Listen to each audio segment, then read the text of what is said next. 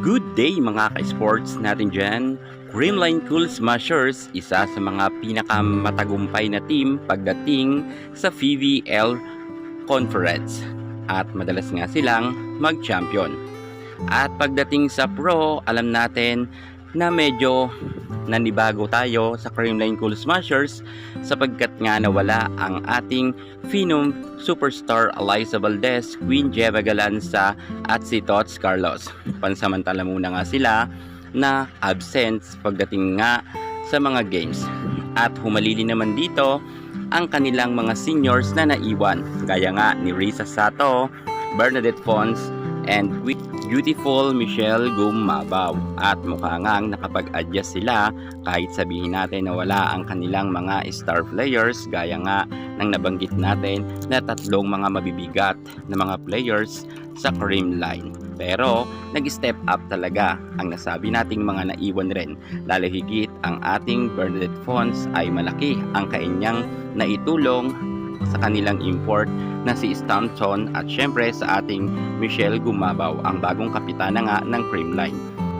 At samantalang pinatunayan naman ni Bernadette Fons na hindi pa siya laos pagdating sa larangan ng volleyball at isa nga siya sa mga umangat ngayon sa Creamline. At number 1 MVP ranking nga siya. Alamin natin ang buong detalye, pero bago ang lahat, subscribe ka muna.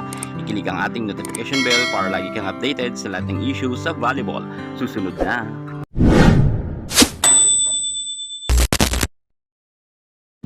Creamline Cool Smashers hindi magpapatinag sa kanilang laban sa second rounds kahit wala nga ang kanilang mga star players na mga ate, sapagkat narito naman itong si Bernadette Fons at itong si Michelle Gumabaw. Katulungan nila si Stanton at halos lahat nga ng mga players sa Creamline ay nakakapuntos. Wala ditong buhatan na nangyayari dahil lahat sila ay gumagalaw, hindi gaya sa ibang team na kung saan may isang star player lamang ang talagang namamayagpag.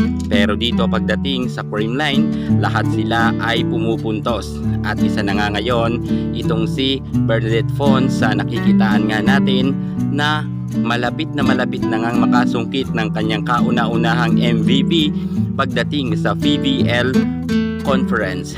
Subalit meron na rin naman yan MVP award noon nang nasa PSL siya at sa iba pang mga liga. Pero pagdating sa Creamline ay hindi pa nga nagkakaroon ng MVP award ang ating Bernadette Fons, sapagkat noon kasi ay nasa beach volleyball siya kasama ng star players 10 at superstar ng Choco Mucho na nasa Alas Pilipinas na ngayon na si Cici Rondina. At kasama niya nga dito ang mga magagaling rin natin, mga volleyballista na kung saan sa beach volleyball ay namamayagpag talaga ang karera nga ng nasabi nating si Bernadette Fons kasama si Cici Rondina at syempre ang ating Jovelyn Gonzaga. Kung kaya ngayon nag-a-adjust pa rin itong si Bernadette Fons pagdating nga dito sa Creamline, subalit mabilis naman siyang nakapag-adjust at eto na nga nagpapakita na siyang gilas sa Creamline Cool Smashers nang nawala nga si Eliza Valdez, Tots Carlos, Gemma Galanza ay hindi pa rin bumaba ang kanilang ranking at nananatili pa rin sila na nasa itaas.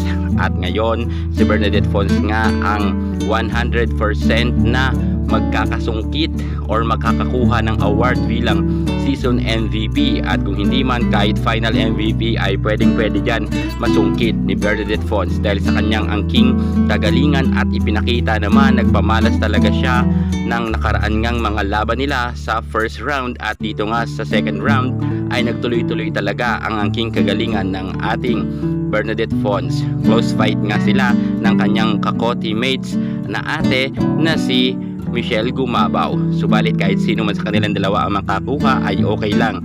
Sa kasalukuyan ay nasa number 1 standing bilang MVP ranking itong si Bernadette Fons at pumapangalawa nga sa kanya ang kanyang co-teammates na si Michelle Gumabaw. Good luck na lang sa Creamline Cool Smashers, lalo na kay Bernadette Fons at kay Michelle Gumabaw.